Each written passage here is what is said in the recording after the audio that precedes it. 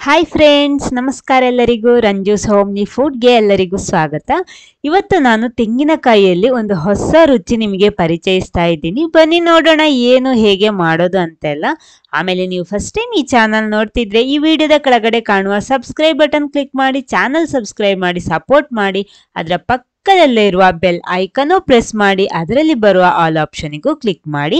ಹಾಗಿದ್ರೆ ಮಾತ್ರ ನಾನು ಹಾಕುವ ಹೊಸ ಹೊಸ ವಿಡಿಯೋಸ್ಗಳ ನೋಟಿಫಿಕೇಶನ್ ಎಲ್ಲ ನಿಮಗೆ ಕೂಡಲೇ ಸಿಗುತ್ತೆ. ಮೊದಲು ನಾನು ಮಿಕ್ಸಿ ಜಾರಿಗೆ ತೆಂಗಿನ ತುರಿ ಹಾಕ್ತಾ ಇದ್ದೀನಿ. ನಾನಿಲ್ಲಿ 2 ಕಪ್ ತೆಂಗಿನ ತುರಿ ಹಾಕ್ತಾ ಇದ್ದೀನಿ. ಅಂದ್ರೆ ಇದೊಂದು ಮೀಡಿಯಂ ಗಾತ್ರದ ಒಂದು ತೆಂಗಿನಕಾಯಿ ನಾನು ಇದಕ್ಕೋಸ್ಕರ ಬಳಸ್ತಾ ಇದ್ದೀನಿ. ನೋಡಿ, ಈ ರೀತಿ ಇದೆ. ಇನ್ನು ಇದಕ್ಕೆ ನಾನು 1/4 ಕಪ್ ನೀರು ಕೂಡ ಸೇರಿಸ್ತಾ ಇದ್ದೀನಿ. ಸೇರಿಸ್ಬಿಟ್ಟು ಇದನ್ನ ನುಣ್ಣಗೆ ರುಬ್ಬಿ ತರ್ತೀನಿ. ನೋಡಿ, ಇವಾಗ ರುಬ್ಕೊಂಡಿದ್ದೀನಿ. ಈ ರೀತಿ ಇದೆ. ಇದನ್ನೊಂದು ಜರಡಿಯಲ್ಲಿ ಹಾಕ್ಬಿಟ್ಟು ಈ ರೀತಿ ಸೋಸ್ಬೇಕು. ಅಂದ್ರೆ ತೆಂಗಿನಕಾಯಿ ಹಾಲು ಇಲ್ಲಿ ನಾವಿಲ್ಲಿ ರೆಡಿ ಮಾಡ್ತಾ ಇರೋದು. ಮೊದಲು ನೋಡಿ, ಇದನ್ನ ಈ ರೀತಿ ಹಾಕ್ಬಿಟ್ಟು ಕರೆಕ್ಟ್ ಪ್ರೆಸ್ ಮಾಡ್ಕೊಳ್ಳಿ. ಇಲ್ಲ ಅಂದ್ರೆ ಕೈಯಲ್ಲಿ ಹಿಂಡಬಹುದು, ಅಥವಾ ಒಂದು ಕಾಟನ್ ಬಟ್ಟೆ ಉಪಯೋಗಿಸ್ಬಿಟ್ಟು ಆ ರೀತಿನೂ ಮಾಡಬಹುದು. ನಮ್ಗೆ ತೆಂಗಿನಕಾಯಿ ಹಾಲು ಸಿಕ್ಕಿದ್ರೆ ಸಾಕು. ನೋಡಿ, ಈ ರೀತಿ ಮಾಡ್ಕೊಳ್ಳಿ. ಫುಲ್ ಆಗಿ ಹಿಂಡಿ ಇವಾಗ ರೆಡಿ ಆಗಿದೆ. ನೋಡಿ, ತೆಂಗಿನಕಾಯಿ ಹಾಲು. ಇದನ್ನ ಪುನಃ ನಾನು ಈ ರೀತಿ ಸೋಸ್ತಾ ಇದ್ದೀನಿ. ಯಾಕಂದ್ರೆ ಸ್ವಲ್ಪ ಶೇಷ ಎಲ್ಲ ಸಿಕ್ಕಿದೆ ನಮ್ಗೆ ಈ ರೆಸಿಪಿಗೆ ಅಷ್ಟು ಚೆನ್ನಾಗಿರಲ್ಲ, ಅದಕ್ಕೋಸ್ಕರ. ನೋಡಿ, ಪುನಃ ಈ ರೀತಿ ಮಾಡ್ತಾ ಇದ್ದೀನಿ. ನೀಟಾಗಿರುವ ಕ್ಲೀನ್ ಆಗಿರುವಂತಹ ತೆಂಗಿನಕಾಯಿ ಹಾಲು ಇಲ್ಲಿ ರೆಡಿ ಆಗಿದೆ. ನೋಡಿ, ಈ ರೀತಿ ಇದೆ. ಇದನ್ನ ಅದೇ ಮಿಕ್ಸಿಂಗ್ ಬೌಲ್ಗೆ ನಾನು ಹಾಕ್ತೀನಿ. ನೋಡಿ, ಈ ರೀತಿ ಇದೆ. ದಪ್ಪ ಹಾಲೆ, ನಾನು ಸ್ವಲ್ಪ ನೀರೇ ಸೇರಿಸಿರೋದು. ಇದನ್ನೊಂದು ಪ್ಯಾನಿಗೆ ಹಾಕ್ತಾ ಇದ್ದೀನಿ. ಇದನ್ನ ಸ್ವಲ್ಪ ಕುದಿಸ್ಬೇಕು. ಅದಕ್ಕೋಸ್ಕರ ಸ್ಟವ್ ಆನ್ ಮಾಡ್ತಾ ಇದ್ದೀನಿ. ಆನ್ ಮಾಡಿಬಿಟ್ಟು ಇದನ್ನು ಸ್ವಲ್ಪ ಬಿಸಿ ಮಾಡ್ಕೊಳ್ಳಿ.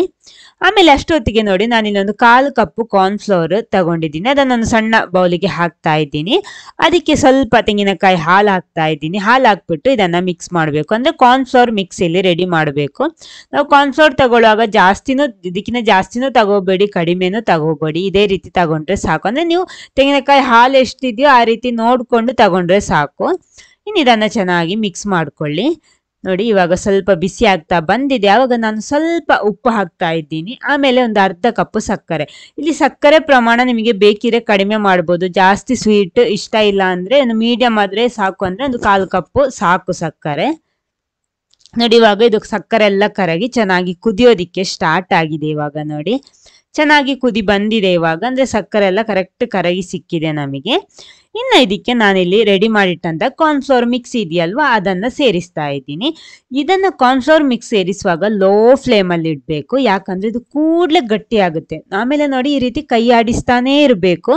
ಇಲ್ಲಾಂದ್ರೆ ಕೂಡ್ಲೆ ಗಟ್ಟಿ ಆಗುತ್ತೆ. ಅದು ಬಿಟ್ಟು ಗಂಟು ಗಂಟಾಗಿ ಸಿಗ್ಬೋದು ನಮಗೆ. ಅದಕ್ಕೋಸ್ಕರ ಕೈ ಬಿಡದೆ ಇದೇ ರೀತಿ ಮಿಕ್ಸ್ ಮಾಡ್ತಾ ಇರಿ. ಅವಾಗ ಅದು ಬೇಗ ಗಟ್ಟಿಯಾಗಿ ನಮಗೆ ಕರೆಕ್ಟ್ ಆಗಿ ಸಿಗುತ್ತೆ. ನೋಡಿ, ಈ ರೀತಿ. ನೋಡಿ, ಇವಾಗ ಸ್ವಲ್ಪ ಗಟ್ಟಿ ಆಗ್ತಾ ಬಂದಿದೆ. ಇವಾಗ ನೋಡಿ, ಇದು ಇವಾಗ ಕರೆಕ್ಟ್ ಆಗಿದೆ. ಇವಾಗ ಸಾಕು. ಅಂದ್ರೆ ಕೇವಲ 3 ಸಾಮಗ್ರಿ ಅಂದ್ರೆ ಇಂಗ್ರೀಡಿಯೆಂಟ್ಸ್ ಬಳಸಿ ನಾವಿಲ್ಲಿ ರೆಸಿಪಿ ಮಾಡ್ತಾ ಇರೋದು. ನೋಡಿ, ಕರೆಕ್ಟ್ ಆಗಿ ಸಿಕ್ಕಿದೆ ನಮಗೆ. ಇನ್ನು ಸ್ಟವ್ ಆಫ್ ಮಾಡಿದ್ದೀನಿ ನಾನು. ಸಾಕು. ನೋಡಿ, ಈ ರೀತಿ ಇರಬೇಕು. ನೋಡಿ, ಜಾಸ್ತಿ ಗಟ್ಟಿ ಆಗ್ಬಾರ್ದು, ಜಾಸ್ತಿ ನೀರು ಆಗಿರಬಾರ್ದು. ಈ ರೀತಿ ಇದ್ರೆ ಸಾಕು. ಸ್ಟವ್ ಆಫ್ ಮಾಡಿದ್ದೀನಿ ನಾನು. ಇವಾಗ ಇದನ್ನೊಂದು ಬೌಲಲ್ಲಿ ಹಾಕಿಡ್ತಾ ಇದ್ದೀನಿ. ನಾನಿಲ್ಲಿ ಗಾಜಿನ ಬೌಲ್ ತಗೊಂಡಿದ್ದೀನಿ. ನೋಡಿ, ಫುಲ್ ಆಗಿ ಹಾಕ್ತಾ ಇದ್ದೀನಿ. ಎಲ್ಲ ಹಾಕೊಂಡಿದ್ದೀನಿ. ಇದನ್ನು ಸ್ವಲ್ಪ ಸೆಟ್ ಮಾಡ್ಕೊಳ್ಳಿ. ಆಮೇಲೆ ಇದನ್ನು ಫುಲ್ ಆರ್ಬೇಕಂದ್ರೆ ನಮ್ಮ ರೂಮ್ ಟೆಂಪರೇಚರ್ಗೆ ಬರ್ಬೇಕು. ಫುಲ್ ಆಗಿ ಆರಿದ್ಮೇಲೆ ಇದನ್ನ ನೀವು ಸ್ವಲ್ಪ ಹೊತ್ತು ಫ್ರಿಜ್ ಅಲ್ಲಿ ಇಟ್ಕೊಳ್ಳಿ, ಫ್ರೀಸರ್ ಅಲ್ಲ. ನೋಡಿ, ಇವಾಗ ಎಲ್ಲ ಫ್ರಿಜ್ ಅಲ್ಲೆಲ್ಲ ಇಟ್ಟು ಇವಾಗ ರೆಡಿಯಾಗಿ ಸೆಟ್ ಆಗಿ ಸಿಕ್ಕಿದೆ ನಮಗೆ. ಅಂದ್ರೆ ತೆಂಗಿನಕಾಯಿ ಹಾಲಲ್ಲಿ ಮಾಡಿರುವಂತ ಒಂದು ಸಿಂಪಲ್ ಆಗಿರುವಂತ ಒಂದು ಪುಡ್ಡಿಂಗ್. ನೋಡಿ, ಎಷ್ಟೊಂದು ಸಾಫ್ಟ್ ಆಗಿದೆ ಅಂತ.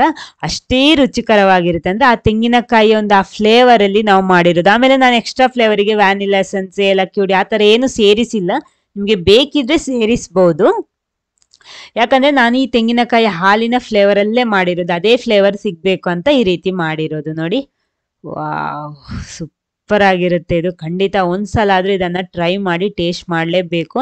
ಅದು ನಾವು ಫ್ರಿಜ್ ಅಲ್ಲಿ ಇಟ್ಟ ಕಾರಣ ಕೂಲ್ ಆಗಿ ತಿನ್ನೋದಿಕ್ಕೂ ಸೂಪರ್ ಆಗಿರುತ್ತೆ. ನೋಡಿ, ಈ ರೀತಿ ಇರುತ್ತೆ, ಸಾಫ್ಟ್ ಆಗಿರುತ್ತೆ. ಈ ವಿಡಿಯೋ ನಿಮ್ಗೆ ಇಷ್ಟ ಆದ್ರೆ ಖಂಡಿತ ಲೈಕ್ ಮಾಡಿ. ಒಂದು ಲೈಕ್ ಕೊಟ್ಬೇಡಿ. ಅದೇ ರೀತಿ ಎಲ್ಲರ ಜೊತೆ ಶೇರ್ ಮಾಡೋದಕ್ಕೂ ಮರಿಬೇಡಿ. ನೀವು ಇವತ್ತೇ ಟ್ರೈ ಮಾಡಿ ಟೇಸ್ಟ್ ಮಾಡಿ. Okay, thank you.